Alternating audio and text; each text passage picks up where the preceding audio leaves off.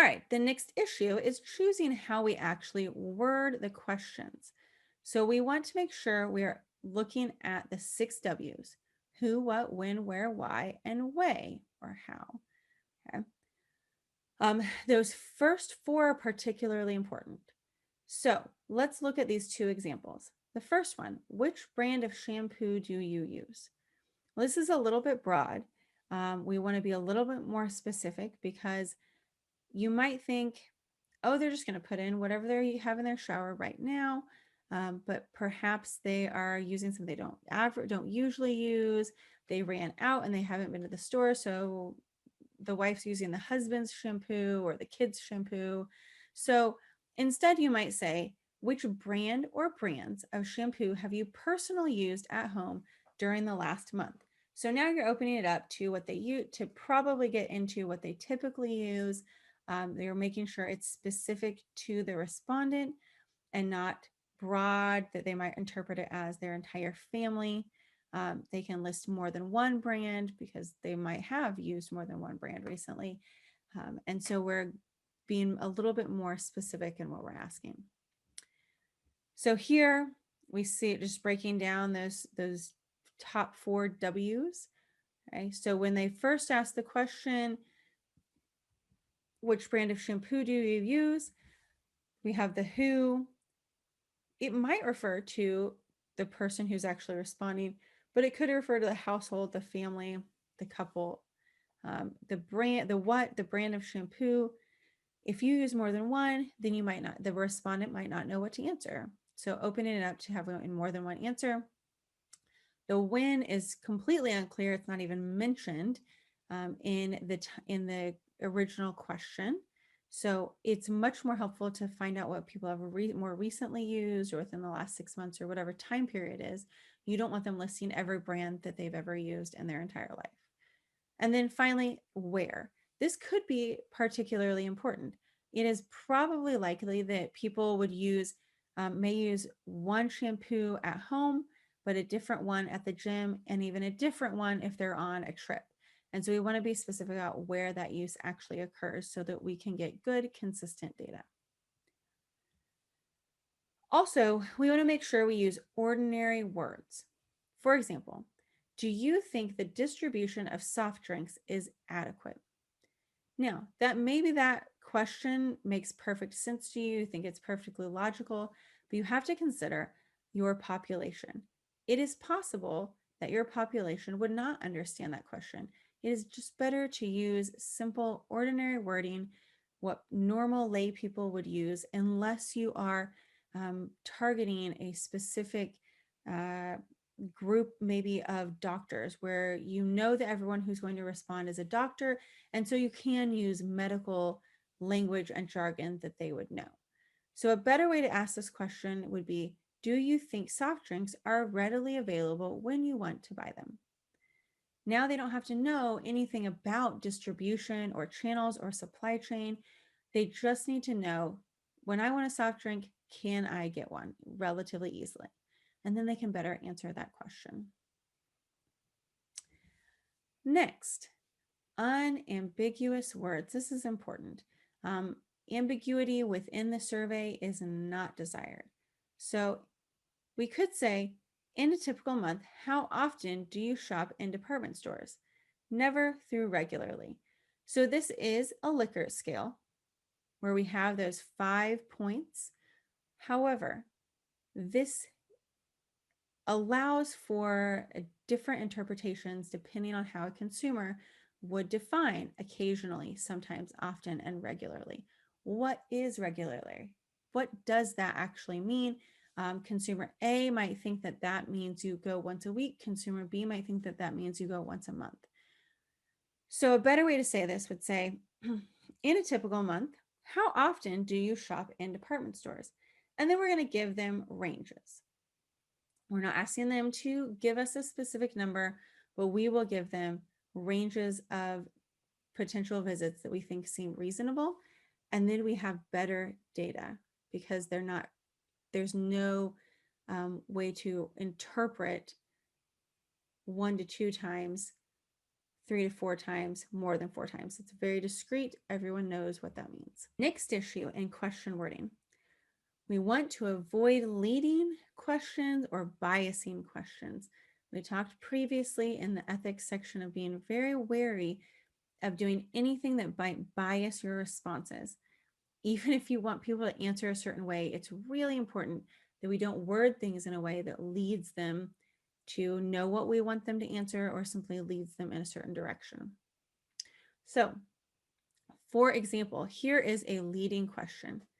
Do you think that patriotic Americans should buy imported automobiles when that would put Americans out of work?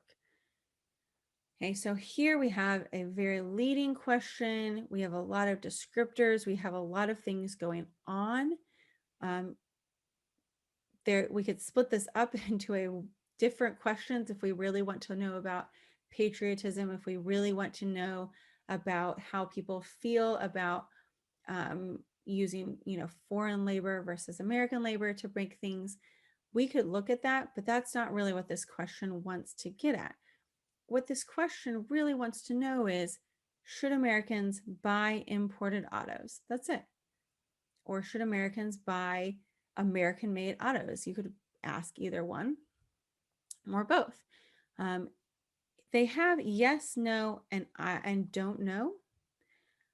I would actually, again, avoid the yes, no, don't know. I would actually create this as a statement. Americans should not buy, or Americans should buy, whichever one, should not buy imported automobiles. And then I would ask for people to rate how much they agree with that statement. I think that would actually be a better way than this example that you might see in your textbook. But we still see the leading question here and how to address that issue. All right, so next, we're still here in question wording. We are avoiding implicit alternatives. Okay, so this would be an alternative that is not explicitly expressed in the options. So for example, do you like to fly when traveling short distances? I think that almost anyone would say yes to this question. We don't want to ask a question where we're not giving any other alternatives, where we really are trying to, maybe in this case, we're trying to compare flying versus driving, but we haven't asked about driving. You might also, I saw in a group project one time, someone's put in theirs, they were working for, I think, an investment agency, and they were asking about if people were preparing for retirement. And their first version of one of their questions said, do you want to retire with enough money to live on? Or something along those lines. Or do you want to have strong investments when you retire, or something? It was a question that the very obvious answer was yes. There's not a single person that you could even conceive of that would say no. Okay. So in our first example here, we could switch this to, do you like to fly when traveling short distances, or would you rather drive? So now we're actually getting at what we're trying to compare. Just another example of those implicit assumptions. Are you in favor of a balanced budget? Almost everyone is in favor of a balanced budget. A balanced budget would be fantastic for the country in general. Everyone pretty much agrees on that. It would be good to not spend more money than we take in. Same with personal finances. It would be good to not spend more money than we make at our jobs. However, that's again not helpful information for us. Okay. A better way to ask this would be, are you in favor of a balanced budget if it would result in an increase to the personal income tax? So we need to have both pieces of the information. If all we ask is, are you in favor of a balanced budget, and everyone says yes, and then we go back to the client, or maybe the government in this case, and say, hey, 87% of Americans said they are in favor of a balanced budget.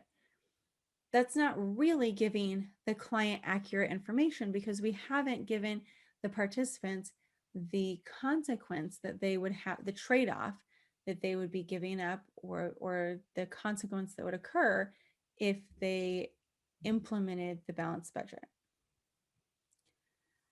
All right, let's continue on. Again, we're still working on question wording. I know there's a lot to go through, a lot of examples here, but kind of think of this as a checklist when you are creating your questions for a survey. The next thing is going to be avoiding generalizations and estimates.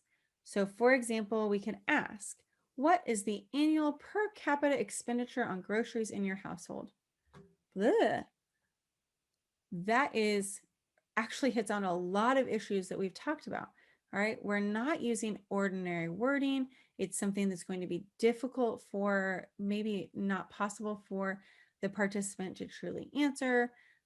And so instead, we might say, what is the monthly or weekly expenditure on groceries in your household? That's something that's pretty reasonable. Most people have at least a general idea of how much they spend weekly or monthly on groceries. And then secondarily, we ask, how many members are there in your household? Okay. It is entirely possible that someone would read their first question, what is the annual per capita expenditure, and not understand what that actually means. So then we're just going to ask, what is the total that you spend in the month? How many members are there in your household? And then if we need it to be per capita data or annual per capita data, we can extrapolate it to be account for 12 months, and we can extrapolate it to be per capita by knowing how many people are in your household. All right, so now we are moving on to the next section. This is determining the order of the questions. We want to start with things that are interesting, they're easy, they're not controversial, they're not threatening, they're not uncomfortable. Okay, start with the easy things so that people are more likely to continue throughout the survey, answering your questions. They get a little more invested in it, they're engaged, and you don't start off with something that is going to make them uncomfortable, make them just want to quit the survey altogether. I also mentioned that difficult, controversial, other types of questions that might make people feel embarrassed or uncomfortable or unwilling to answer should be placed at the end of the survey or the section of the survey, because someone has already completed the survey, you've already got a lot of good data, and they're just more likely to go ahead and complete it because they're already invested this much time in it. We also want to make sure that when we are putting our questions together, that we are thinking about it in terms of a funnel.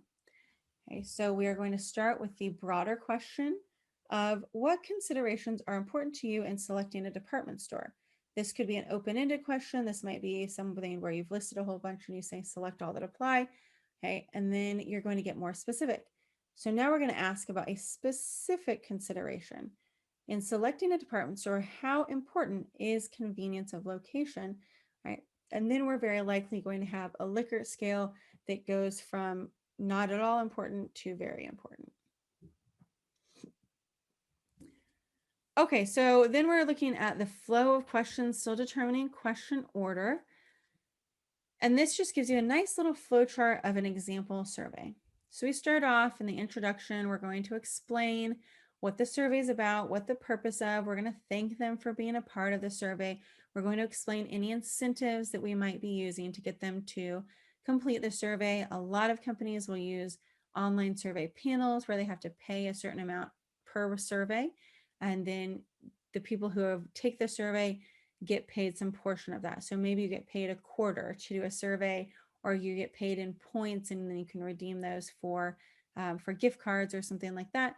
But either way, you want to make sure you reiterate that incentive, whatever it is. Maybe it's extra credit in a class. Maybe you get a free sample of a product or a free trial of a service, whatever that, or that you get entered into a drawing for some prize, whatever the incentive is. Okay, so then we're going to move into simple questions. Okay, what kind of this particular one is about payment processing. So do you have a store card? Do you have a bank card? Do you have any credit cards? What product, and we're moving a little bit more detailed. Did you purchase products in a specific department store during the last 2 months? So then we have 2 different prongs that we could go off on. This could be, here we may have a yes or no question. If you said that you did purchase products in, say, Kohl's during the last 2 months, then if you said yes, we want to ask you certain questions. If you said yes, how was the payment made? Well, if you didn't make a purchase, then it doesn't make sense to ask how the payment was made. So we need to have this multi-pronged approach where we have the yeses traveling down one path. How is payment made? Credit versus cash versus other. And then some more specific questions. If you answered credit, did you use a store charge, a bank charge, or some other charge card? Okay, and then we get to the very end where we have intentions to use store, bank, or other credit cards. If you said no all the way back up at purchasing products, then they might ask, okay, you said no in the last 2 months, but have you ever purchased products from this department store? Okay, if you said yes, okay, now we're going to say we can go ahead and ask you about how the payment was made. It just wasn't made in the last 2 months, but we can still ask you about it. Follow that. If you said no, okay, then you're going to follow down to just the intentions to use the different types of cards. So you're going to skip which you've used in the past. All right, so once we have figured out how we're going to word our questions, what language we're going to use, the order we're going to put them in, how we're going to adjust for unwillingness to respond, how we're going to make sure that simple things are at the beginning and complicated things or sensitive things are at the end. After we've done all that, we have our survey. Now we are going to pre-test it. Okay, so this is just testing the questionnaire on a small sample of people so that we can make sure we've addressed any issues before we roll it out to thousands of respondents or hundreds of respondents, pay money for them to actually complete it. So here, we just want to note, we shouldn't be using a questionnaire without pre-testing. Okay. We want the respondents to be from our target population, but we don't want to reuse them when we actually send it out the actual survey. This is just going to be maybe 15 people up to 30 people. And then the way we're going to figure out how it went for them is to actually go through it in a personal interview.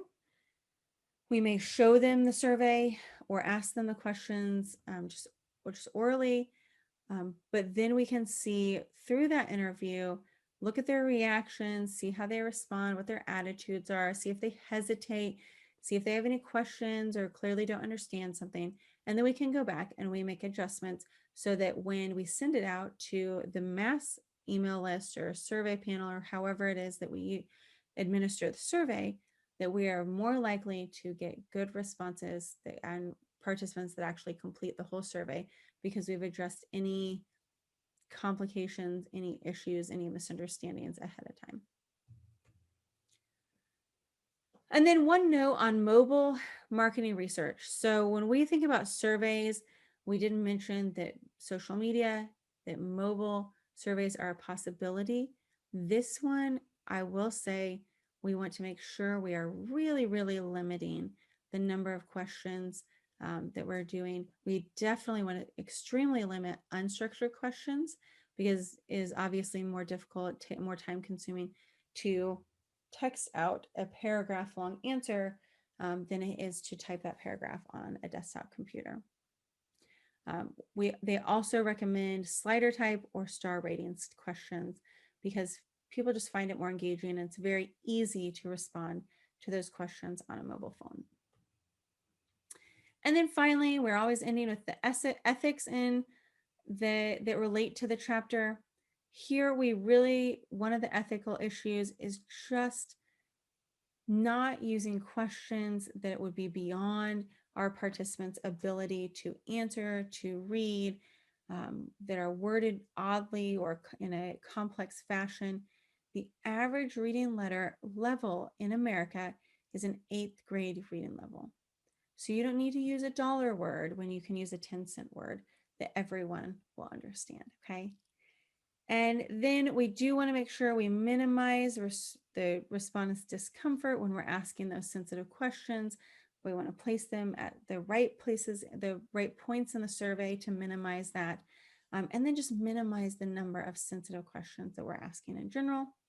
And then, of course, we want to avoid really long questionnaires because people just don't want to respond to that many questions and spend that long on a survey. All right, my friends, that is it for this chapter. I know that it was a ton of information. So go back, rewatch it if you need to.